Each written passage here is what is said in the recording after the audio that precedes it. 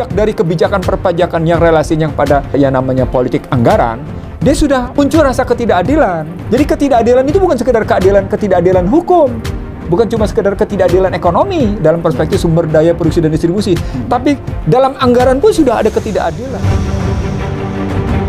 Sekarang ini dianggap sebagai biaya orang kaya, posisinya membiayai orang kaya. Kan pemerintah memberikan obligasi, terus dijual, terus akhirnya ada masyarakat yang membiayai. Semuanya mereka yang nikmati, aset balik lagi ke mereka. Ya sudahlah, mereka sudah ambil habis-habisan.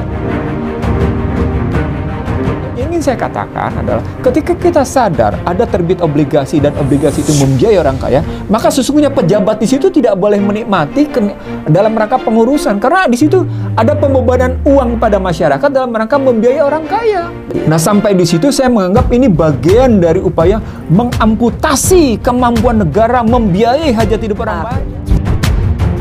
Karena tadi ketidakadilan beri kejujuran, maka ketidakjujuran ini berujung pada ketidakadilan. Kelihatan betapa gado-gadonya, atau dalam bahasa sederhananya tingkat panik dewa nih. panik tingkat dewa gitu kalau melihatnya, kalau dalam kerangka berpikir begitu. Jadi kalau orang baru sadar sekarang ini pemerintahan sudah gagal di fiskal moneter, kita ngomong udah lama. Sistem politiknya salah, sistem ekonominya salah. Karena itu sistem ekonomi politiknya jadi salah. Politik perpajakan gagal, politik anggaran gagal, moneter gagal, berusaha ngambil wakaf tidak ditempatkan secara proporsional karena dia tidak ketemu dengan sistem kepemilikan dan sistem pengklasifikasian. Bahaya ini. Bahkan ketika Anda ngambil utang dan kemudian utang itu tidak selesai-selesai, subhanallah, ngeri. Anda boleh lepas jadi menteri, tapi kalau utang itu masih berjalan, apalagi kemarin yang menciptakan obligasi bahwa 2040 juga belum tentu bisa bayar pokoknya. Yang dalam 1 tahunnya APBN membayar bunganya saja 60 sampai dengan 70 triliun. Itu diperkirakan sampai dengan 2040, pokoknya saja, prinsipalnya saja itu tidak bisa dibayar. Melihat sunset boleh dibilang memberikan suasana yang cerah untuk meningkatkan tax ratio, maka dibikinlah tax amnesty. Nah, ternyata tax amnesty memang menjadi sarana pencucian uang. Nah, walaupun mereka bilang ada amnesty, jadi melegalisasi pencucian uang kan berarti. Anda ngajak saya bicara tentang pajak, saya senyum-senyum karena di 2000 menjelang kampanye 2014 itu kan ada gagas penerimaan perpajakan akan dipisah menjadi badan tersendiri, badan penerimaan perpajakan, badan penerimaan negara, mencontoh Amerika yang disebut dengan Internal Revenue Services. Itu gagas saya ketika saya di DPR, yang pada pertarungan Megawati melawan Susilo Bambang Yudhoyono itu lagi-lagi digagas oleh Megawati. Itu pun kembali lagi saya gagas tentang pentingnya memisahkan antara penerimaan atau pendapatan negara dengan belanja supaya tidak di satu tangan. Sekarang ini kan di satu tangan, di tangan Menteri Keuangan. Ada Direktorat Jenderal Anggaran, ada Dirjen Pajak, ada Dirjen Bea Cukai. Ini kan penerimaan. Kenapa saya senyum-senyum? Karena saat itu debatnya di FISIP UI. Dirjen Pajak yang turun saat itu. Salah satu temuan saya adalah Indonesia dengan menggunakan utang luar negeri dari Bank Dunia mencoba menuri reformasi perpajakan. Jadi kayak pakai pinjaman Bank Dunia aja kita ingin melakukan reformasi pemajakan gitu. Saya bilang gimana sih soal begini aja masih pakai utang untuk gitu-gitu. Misalnya salah satunya. Ya kenapa saya senyum-senyum juga? Karena saya berpendapat begini. Pajak ini uang jagoan, negara jagoan gitu ya. Itu minta kalau pakai bahasa uang palak, tapi pakai bahasa suku. Karena memang tidak ada beban masyarakat tanpa ketentuan perundang-undangan. Jadi tidak ada perpajakan, bebannya begitu. Konstitusi begitu bunyinya. Apa itu perpajakan? Sebenarnya karena negara merasa menjalankan kewajiban mengurus negara, maka butuh pembiayaan. Karena warga negara akan menerima haknya sebagai warga negara untuk menerima layanan publik, public services. Dan itu butuh pembiayaan. Nah, di situ istilahnya menjadi tax return. Tadi istilahnya tax redemption itu karena memang pengembalian, tapi tax return artinya masyarakat menerima pajak itu yang dikembalikan bukan dalam bentuk, tapi ada juga dalam bentuk kebijakan-kebijakan. Di Indonesia, sesungguhnya ini menarik di sini. Mau menganut Anglo-Saxon juga tidak jelas, mau menganut Eropa kontinental juga tidak jelas. Kenapa saya bilang kayak gitu? Karena kalau kita menganut sepenuhnya sistem perpajakan Anglo-Saxon akan berbeda dengan Eropa kontinental. Menghitung sendiri misalnya, kan harus dilihat kayak gimana. Lalu berdasarkan laporan, berdasarkan pemeriksaan, itu kan beda lagi. Nah, jadi ada istilahnya ada pengawasan dan pemeriksaan. Makanya ditakut-takuti untuk orang yang kayak gitu posisinya. Itu yang pertama. Yang kedua, soal tarif. Tarifnya berapa? Tarif pada PPH, penghasilan, tarif pada penjualan, misalnya. Itu beda kalau kita lihat kayak gitu. Tarif pada barang mewah, misalnya, juga beda posisinya. Tarif pada jasa dibanding sama dagang, beda gitu. Juga pada profesi. jasa profesi. Itu beda. Misalnya kalau Anda sebagai konsultan gitu ya, itu akan beda dengan Anda punya perusahaan dagang. Walaupun sama-sama kita bekerja di situ. Kalau petani? Sesungguhnya tidak kena pajak, tidak dikenain pajak posisinya. Karenanya kemarin waktu pajak sembako itu ribut. Pada ketentuan umum perpajakan bisa dilihat tesis bahwa tarif ini menjadi haknya penarik pajak. Dalam ini pemerintah. Mereka bisa naikin, bisa turunin. Ini yang disebut dengan tax revenue, penerimaan pendapatan perpajakan. Menentukan di sini. Nanti ada juga tax expenditure, di mana perpajakan menghapuskan pajak tertentu selama waktu tertentu. Contoh yang kemarin adalah mobil 1.500 sampai dengan 2.000 cc gitu. Dihapusin untuk sekian waktu 100%, sekian waktu 50%, sekian waktu 25%, setelah selesai balik lagi. Itu misalnya pada pajak mobil. Atau pada properti 2 miliaran gitu. Sekian waktu, sekian persen, itu pada namanya biaya perolehan hak atas tanah dan bangunan ya. Pajak dan pajak penjualannya. Yang kedua, di sini problemnya, jadi setelah tadi soal bagaimana sistem yang dianut, yang kedua soal tarif, yang ketiga sesungguhnya problematiknya problem petugas pajak. Bagaimana petugas pajak menunjukkan kalau di Amerika disegani. Anda ingat kan film Mafia? Kan jatuhnya karena pajak. Ingat ya? Dari semua kesalahan tidak bisa didapat, dihajar dari segi pajak dan akhirnya ketahuan. Jadi negara punya daya paksa terhadap warga negaranya jika melakukan sesuatu. Itu kata kuncinya di tax file number. Nah itu dalam ilmu perpajakan istilahnya bagian dari administrasi perpajakannya. Jadi bukan cuma sekedar si officialnya, si petugas pajaknya, tax officialnya, tapi juga memang sistem administrasinya. Nah, 5 hal ini sesungguhnya berhadapan dengan satu problematik kepastian hukum, yang itu berarti menunjuk pada keadilan. Misalnya seorang yang sedang Nursi kena pajak katakan 10% gitu. Tapi orang kecil juga kena 10% itu misalnya pada pajak. Itu kan sama-sama kita belanja PPN. Orang kecil juga nggak peduli dia kecil dia kaya nggak ada urusan, pokoknya pajak tertentu kenanya 10%. Nah ini gimana nih gitu. Pak, itu persoalan keadilan. Persoalan kedua tadi dari konstruksi posisi keadilan tadi berhadapan dengan soal tarif. Di Indonesia terkenal tarifnya katakan 10 sampai dengan 15%. Tapi prakteknya ternyata nggak sampai 10-15. Gitu misalnya. Anda mesti bayar mestinya dari posisi hukum, misalnya Anda mesti bayar 15 juta gitu ya, setahun gitu. Tapi prakteknya Anda nggak bayar 15 juta. Anda cukup bayar ya 8 juta gitu. Si 1 juta gimana? Ya sudah, Anda bayar saya gitu. Nah ini ketemu nanti dengan pajak tadi, pajak penjualan yang diubah menjadi biaya, sehingga tidak kena pajaknya, disebut dengan strategic transfer pricing. Ini yang saya sebut sebagai tax criminal tax, kejahatan perpajakan yang acap kali saya ulang-ulang di berbagai tempat karena ini merupakan bagian dari cara korporasi memanipulasi keuangannya supaya tidak bayar pajak. Dan ini bukan hanya korporasi domestik, bahkan dalam satu kasus tertentu strategic transfer pricing itu sesungguhnya bisa ratusan juta US dollar pada perusahaan tertentu aja untuk jangka waktu tertentu, dan itu pernah saya bongkar gitu ceritanya. Itu yang berhubungan dengan posisi keadilan, posisi tarif, dan posisi kejahatan.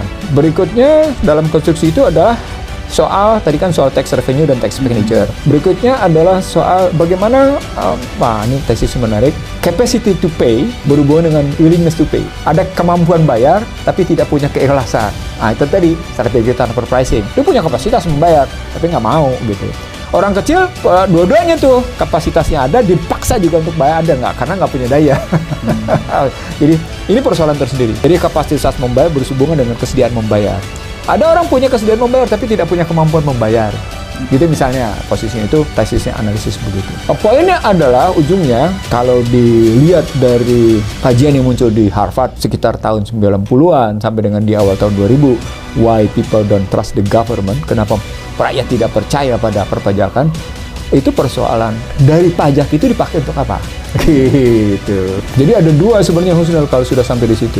Di satu sisi problematik perpajakan sendiri, di sisi lain muncul politik anggaran. Politik anggaran itu bicara tentang rencana, satu sisi, yang kedua bicara tentang alokasi, baru berikutnya bicara distribusi, baru berikutnya bicara stabilisasi. Ini kata kunci nih, alokasi, distribusi, stabilisasi, baru dimuat dalam regulasi, diatur sedemikian rupa. Jadi dia direncanakan bagaimana, dia dialokasikan, dia distribusikan, dia tujuannya dalam rangka menstabilkan gitu ya, dia diregulasi sedemikian rupa untuk rencana itu menjadi pedoman, agar alokasi itu menjadi pegangan, agar distribusi itu menjadi pegangan, dan menimbulkan tadi, distribusi kan ujungnya rasa keadilan, sesuatu ditempatkan pada tempatnya gitu ya, berdasarkan alokasi, dan menimbulkan stabilitas, agar tidak terjadi goncangan dalam masyarakat. Makanya fiskal itu juga berhubungan dengan pajak, itu berhubungan dengan persoalan inflasi. Anda berlebihan memberikan perpajakan perpajakan akan mengakibatkan inflasi. Pada saat yang sama juga perpajakan yang itu juga akan mengakibatkan deflasi. Mesti pas dia. Di sinilah relasi pajak dengan politik anggaran nanti ketemunya dengan yang namanya moneter. Di sini bauran kebijakan. Nah, di Indonesia sesungguhnya kalau dilihat dari saya nggak mundur terlampau jauh. Saya ngambil saja sejak Joko Widodo menjadi presiden. Kalau dilihat dari Joko Widodo sebagai presiden, dia bergerak dari mulai 67% terhadap total belanja. Perpajakannya 67, 68. Sesungguhnya ada kenaikan jumlah, tapi akhirnya ketergantungan pada pajaknya makin tinggi. Jadi dari 67 turun ke 64, naik lagi ke 68, dan 68 karena krisis kemarin posisinya turun. Berikutnya terus naik lagi jadi 72, dan 72 sekarang sampai 8. Jadi selain pajak, penerimaan negara dari mana lagi? Oh, dia bisa dari bayaran dividen, bisa juga dari perusahaan. perpajakan tuh bisa perpajakan ekspor impor tuh bisa terkena salah satunya tarif segala macam ekspor impor. Dan itu juga masalah karena nanti bisa under invoicing baik ekspor maupun impor itu juga manipulasi di situ. Jadi banyak, makanya saya bilang sesungguhnya bikin peta kejahatan keuangan negara di Indonesia seperti yang saya lakukan pada era Baharudin Lopa sebagai Jaksa Agung itu mudah sekali. Data kita lihat bagaimana kita turun di kantong-kantong sumber, istilahnya sumber-sumber yang basah gitu ya, kita bisa bikin peta. Begitu juga sumber aset misalnya di BUMN, sumber penerimaan di perpajakan, di bea cukai, di mana-mana kita bisa bikin petanya. Karena gampang sekali sesungguhnya kalau kita mau ngebenahi negara ini dengan baik. Kalau BUMN kan tinggal kita lihat mana yang paling besar. Oh, Pertamina misalnya gitu ya, Pelindo misalnya begitu. Oh, Telkom gitu misalnya. Yang gede-gede itu posisinya, yang kelihatan posisi. Perusahaan-perusahaan konstruksi gitu misalnya. Tapi poinnya adalah ketika kita bicara pajak dalam konstruksi pembangunan gitu ya, kalau kita bilang pajak untuk pembangunan, maka kata kuncinya adalah soal keadilan. Lagi-lagi problem masih keadilan. Apakah pajak itu Anda kembalikan kepada masyarakat atau pajak Anda kembalikan kepada orang kaya melalui obligasi atau melalui pembiayaan buat orang kaya? Nah itulah yang muncul di Amerika. Kenapa we people don't trust of government? Karena pada tahun 80 sudah terjadi the big fix waktu itu teorinya ketika mereka menggunakan CDIC, bagaimana namanya Deposit Insurance Company, itu sesungguhnya membiayai orang-orang kaya mengambil pajak. Dan itu diulang-ulang sampai akhirnya memunculkan masalah dan mereka tidak percaya pada pemerintahan karena pajak tidak dikembalikan kepada masyarakat. Nah, poinnya kalau kita sudah sampai begitu, ketika pajak dikurangi dengan pendanaan sosial, ya why people don't government gitu, karena dianggap membiayai orang kaya. Itu juga yang namanya Bill Gates Foundation juga kan gitu juga. Mark Schwab sama. Begitu juga yang namanya World Economic Forum, dari mana dapatnya bisa sampai sedemikian bergengsi di Davos itu kayak gitu. Tapi poinnya bukan itulah Husnu. Poinnya adalah selama pajak itu tidak menimbulkan rasa keadilan gitu ya. Sesungguhnya gambarannya pemerintah tidak sedang menegakkan rasa keadilan. Makanya muncullah tesis politik dalam tadi no taxation without representation. Gitu. Tidak ada perpajakan yang tidak berkaitan dengan sistem perwakilan. Jadi semakin tinggi masyarakat membayar pajak, semakin kuat perwakilan masyarakat dalam kebijakan, semakin kuat pemerintah wajib mewujudkan dalam kebijakan. Gitu tesisnya sesungguhnya kalau pajak. Agar tidak dituding pemerintah sebagai preman. Gitu tesis besarnya. Jadi no taxation without representation itu tidak boleh ada perpajakan tanpa perwakilan. Maksudnya adalah negara tidak boleh berperan sebagai pemalang. Itu motif berpikirnya. Dan karena itu harus diambil dalam suasana yang menyenangkan. Bukan dalam suasana darurat seperti sekarang misalnya gitu contohnya. Kalau dalam bahasa ekonomi itu lobbying cost atas pembentukan harga yang akan dia jual kepada masyarakat. Tetapi sesungguhnya dia bukan lobbying cost itu, dia berinvestasi di ijon sesungguhnya. Saya menggunakan bahasa investasi, Anda menggunakan ijon. Jadi kalau kita ambil dalam konstruksi bagaimana no taxation without representation, maka sesungguhnya negara harus mengoptimalkan pengembalian perpajakan itu gitu ya, penerimaan perpajakan itu kepada sebesar-besarnya kemakmuran rakyat. Makanya APBN ditujukan untuk sebesar-besarnya kesejahteraan kemakmuran rakyat. Karena memang basisnya perpajakan seperti sekarang misalnya. Sekarang ini jumlahnya 85% lebih loh dari jumlah belanja, 85% itu dapat dari pajak loh. Artinya begitu gedenya tergantung pada pajak. Pada saat yang sama tax ratio-nya itu menurun. Karena memang masyarakat pendapatannya menurun. Makanya cari utang besar-besaran. Nah, pada konstruksi itulah sesungguhnya di sini ambil tesis betapa pentingnya satu pemerintahan, kebijakan dan agendanya. Saya ulang nih, kebijakan dan agendanya dipercaya sehingga masyarakat berkontribusi. Dalam bahasa lainnya bansos dikorup misalnya gitu. Poinnya adalah kalau kita ngambil dari kerangka berpikir begitu gitu ya, Yang kita dapat sesungguhnya, sudahlah obligasi itu dipakai dalam rangka membiayai orang kaya. Makanya saya ngambil tesis sejak saya keluar dari DPR, rakyat membiayai konglomerat, menikmati. Misalnya Rakyat yang bayar pajak, Ya, konglomerat Menikmati. Menikmati apa? Proyek-proyek rente. Selain itu juga Dari obligasi. government. Iya, Obligasi juga. juga. Dengan obligasi mahal mau pencari rente begitu modelnya. Itu yang sesungguhnya sejak dari kebijakan perpajakan yang relasinya pada yang namanya politik anggaran, dia sudah muncul rasa ketidakadilan. Jadi ketidakadilan itu bukan sekedar ketidakadilan hukum, bukan cuma sekedar ketidakadilan ekonomi dalam perspektif sumber daya produksi dan distribusi, tapi dalam anggaran pun sudah ada ketidakadilan. Kenapa? Karena orang kaya menikmati dari apa yang dibayar oleh masyarakat. Posisinya, saya ambil contoh begini. Saya protes misalnya, dan kemudian saya tidak mau tanda tangani obligasi perbankan. Jumlahnya saat itu saya 430,422 triliun. Anda tahu berapa total pembiayaan restrukturisasi perekonomian pada saat itu? 670 triliun. Saya nggak mau tanda tangan. Sekarang ini saya anggap sebagai biaya orang kaya. Posisi membiayai orang kaya. Kan pemerintah memberikan obligasi, terus dijual, terus akhirnya ada masyarakat yang membiayai. Semuanya mereka yang nikmati. Aset balik lagi ke mereka. Ya sudahlah, mereka sudah ambil habis-habisan. Disitulah saya tidak mau tanda tangani obligasi perbankan. Saya nggak mau. Saya tolak itu. Bahkan sorry to say, dalam konsep restrukturisasi saya tidak begitu gitu. Memang ada teman-teman juga yang bikin konsep. Saya tahu itu misalnya Quick dan kawan-kawan. Tapi saya juga punya konsep.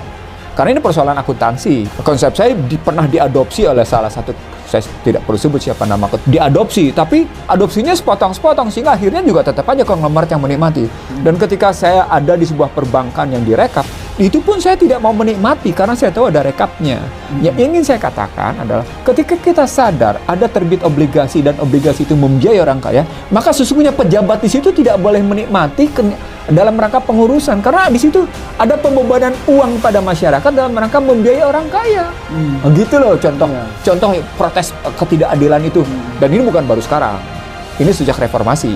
Saya kasih tahu aja, ini sejak reformasi. Saya urutin posisinya. Dan itu mungkin sampai berjalan sampai dengan 2040. Orang-orang itu tidak pernah berpikir bagaimana jalan keluar yang terbaik agar tidak membebani rakyat. Dan politik anggarannya benar gitu loh maksud saya. Nah, sampai di situ saya menganggap ini bagian dari upaya mengamputasi kemampuan negara membiayai hajat hidup orang banyak. Ya, jadi balik lagi kalau kita ambil dalam konstruksi perbandingan antara pajak dibandingkan dengan infak, sedekah, wakaf dan zakat misalnya gitu ya, maka dia akan sangat berbeda. Kenapa? Karena infak dan di situ perintahnya sudah langsung dan bahwa apa yang dibayarkan oleh masyarakat harus kembali kepada hak yang berhaknya siapa. Taubah 60 itu namanya. Di Taubah 60 itu ada 6 mustahik namanya. Ada 8 atau 60 karena dia fakir miskin, mu'alaf posisinya, di fisabilillah itu salah satu yang disebut. Bisa dilihat ya di Taubah 60 posisinya. Nah sekarang kalau kita ambil pada konstitusi kayak gitu, saya ngeliatnya begini.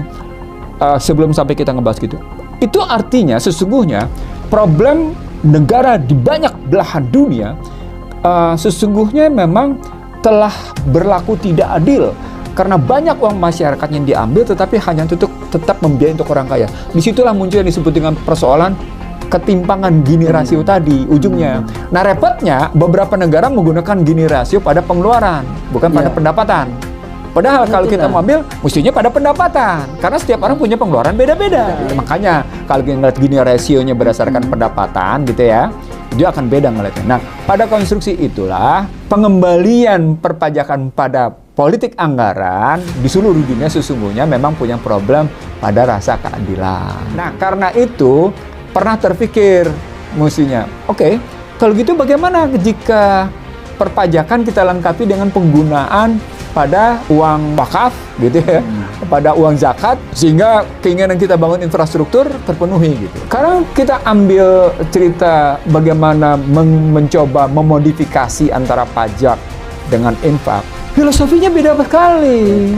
Nggak bisa mau dicoba-coba kita ambil aja wakaf dalam rangka infrastruktur. Nggak bisa. Wakaf. Saya ingin bilang begini, At-Taubah 60 tidak memberikan itu gitu. At-Taubah 60 tidak memberikan peluang untuk itu. Di sini kenapa filosofi beda? Karena sebelum masuk ke persoalan wa mimma razaqnahum yunfiqun dan kemudian berinfaklah kamu atas rezeki yang diberikan kepada Allah, itu berasal muasal dari teori tentang kepemilikan atas harta, tentang mal. dalam Islam. Iya. Sementara kalau pada konsep perpajakan bisa jadi teori atas kepemilikan bersifat mutlak. Kalau pada Islam teori kepemilikan tidak bersifat mutlak, bukan punya kita, cuma titipan. Konsepnya konsep titipan, konsep amanah. Nah, maka dikenallah struktur kepemilikan dalam Islam. Kepemilikan negara, kepemilikan komunitas, kelompok komunitas, kepemilikan keluarga, kepemilikan individu. Tetap diakui. Tapi sekali lagi, ini tidak ada yang bersifat mutlak. Negara saja, walaupun merupakan representasi dari kekuasaan Tuhan, itu tetap mempertimbangkan hak miliknya individu, hak miliknya keluarga, nggak bisa. Artinya, teori kepemilikannya sendiri mesti jelas. Itu makanya nggak bisa dipadu. Jadi, artinya kalau begitu, sesungguhnya itu karena keinginan mengambil wakaf yang potensinya 180 triliun, zakat yang potensinya 330 triliun, zakat itu potensinya 330 triliun. Jadi kalau dijumlahkan sepertiga dari total perpajakan itu bisa didapat dari itu posisinya. Sesungguhnya itu kecil kalau saya bilang. Tetapi ada tetapnya lagi, dikelolanya dengan jujur apa enggak. Tadi. Jadi kejujuran itu. Ternyata problem perpajakan yang melahirkan ketidakadilan ternyata berlatar belakang adalah problem kejujuran. Bank Dunia sadar, karena itu dia kemukakan teori good corporate governance. Kejujuran yang diganti dengan istilah transparansi and accountability sesungguhnya. Karena memang ada problem. Jadi ada kesadaran dari Bank Dunia yang berusaha mengatasi kemiskinan. Itu ada kesadaran dari tapi ternyata cuma sekedar isu. Kalau Anda mau menggunakan infak, Anda menggunakan zakat, Anda menggunakan wakaf, Anda menggunakan sedekah secara umum. Sebelum ini digunakan dalam perkataan itu, tadi selain persoalan hak milik dalam struktur tadi, gitu ya posisinya, Anda beresin dulu komoditas-komoditas apa yang tunduk pada public goods, yang tunduk pada commercial goods, yang tunduk pada kuasi. Islam mengatur itu. Sampai garam aja merupakan public goods. Gandum kalau bahasa Indonesia berarti geras. Kurma gitu, itu tunduk pada posisi yang namanya public goods. Coba. Ketika Oh, udah pasti. Nah, jadi selain tadi posisinya garam, kurma, emas, perak, posisinya gandum, posisinya gitu ya. Terus air, posisinya tanah, pertanian, dan energi posisinya. Ini public goods, nggak bisa. Harus tegas posisinya. Disitulah kalau pakai, itulah dalam bahasa Al-Qurannya, mereka melakukan kerusakan. Wa ijaki lalahum la tufsidu fil ard. Dan kemudian mereka melakukan kerusakan di muka bumi.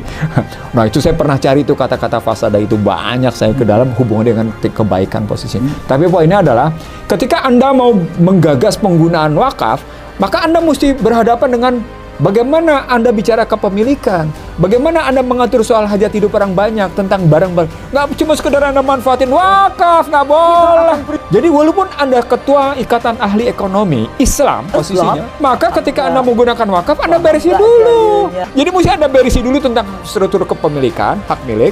Anda mesti berisi dulu yang namanya pengklasifikasian barang dan jasa, mana yang merupakan jasa publik, mana yang merupakan jasa komersial, mana yang merupakan jasa kuasi, mana yang merupakan barang publik, mana yang merupakan barang komersial, mana yang merupakan.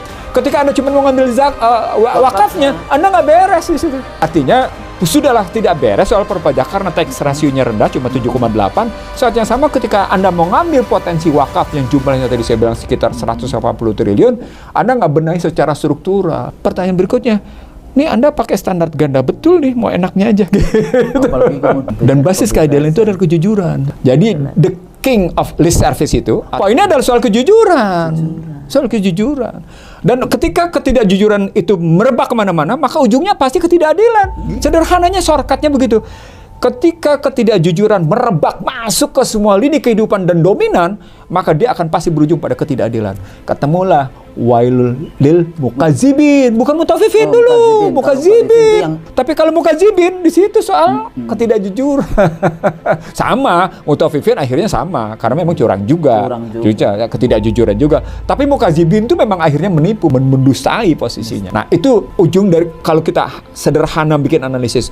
Karena tadi ketidakadilan beri kejujuran, maka ketidakjujuran ini berujung pada ketidakadilan. Nah, artinya begini, kalau kita mau lihat sekarang dalam konstruksi yang kita miliki sekarang, Kalau kita berhadapan dengan kita pernah dialog dengan dua ekonom. Isinya adalah kegagalan fiskal dan moneter. Ingat ya, kita pernah dialog dengan Riza Ramli, kita pernah bicara dengan Eni. Dua-duanya sepakat dengan tesis kita bahwa fiskal dan moneter gagal. Jadi bauran kebijakan fiskal dan moneter itu gagal. Jadi ekspansi fiskal, ekspansi moneter itu gagal. Itu tadi. Means kebijakan fiskal gagal, politik anggaran gagal. Moneternya tidak berhasil memicu pasar dibanjiri oleh likuiditas. Walaupun sudah menurunkan sikap bunga segala macam gitu ya, tetap tidak mampu. Saat yang sama ketika mau ngambil posisi wakaf gitu ya sebagai upaya mendukung kebijakan pembangunan, itu sifatnya adalah double standard. Anda di satu sisi mau ngambil wakaf, tapi Anda menanggalkan konsep kepemilikan, Anda menanggalkan pengklasifikasian pada barang dan jasa. Gitu pikirnya posisi. Apa akibatnya? Kelihatan betapa gado-gadonya, atau dalam bahasa sederhananya tingkat panik dewa nih. panik tingkat dewa gitu kalau ngelihatnya, kalau dalam kerangka berpikir begitu. Jadi kalau orang baru sadar sekarang ini pemerintahan sudah gagal di fiskal moneter, kita ngomong udah lama. Bahkan kalau saya sudah ngomong 2015 kalau pakai konsep saya gitu ya, dengan cara berpikirnya begini. Saya bilang begini, kalau saya ini bukan melulu pada persoalan perpajakan. Ini bukan melulu pada persoalan politik anggaran. Ini persoalan sistem ekonomi politik yang dibangun di Indonesia. Sistem politiknya salah, sistem ekonominya salah. Karena itu sistem ekonomi politiknya jadi salah. Gitu. Nah, jadi dalam kacamata saya, Gus Nur misalnya, kalau kita ngelihatnya, oh ternyata politik perpajakan gagal, politik anggaran gagal, moneter gagal, berusaha ngambil wakaf tidak ditempatkan secara proporsional karena dia tidak ketemu dengan sistem kepemilikan dan sistem pengklasifikasian. Bahaya ini. Bahkan ketika Anda ngambil utang dan kemudian utang itu tidak selesai-selesai, subhanallah, ngeri. Anda boleh lepas jadi menteri, tapi kalau utang itu masih berjalan, apalagi kemarin yang menciptakan obligasi bahwa 2040 juga belum tentu bisa bayar pokoknya. Bunganya tetap dibayar, obligasi perbankan maksud saya. Yang tadi saya sebut 430 dan kemudian menjadi 670 triliun.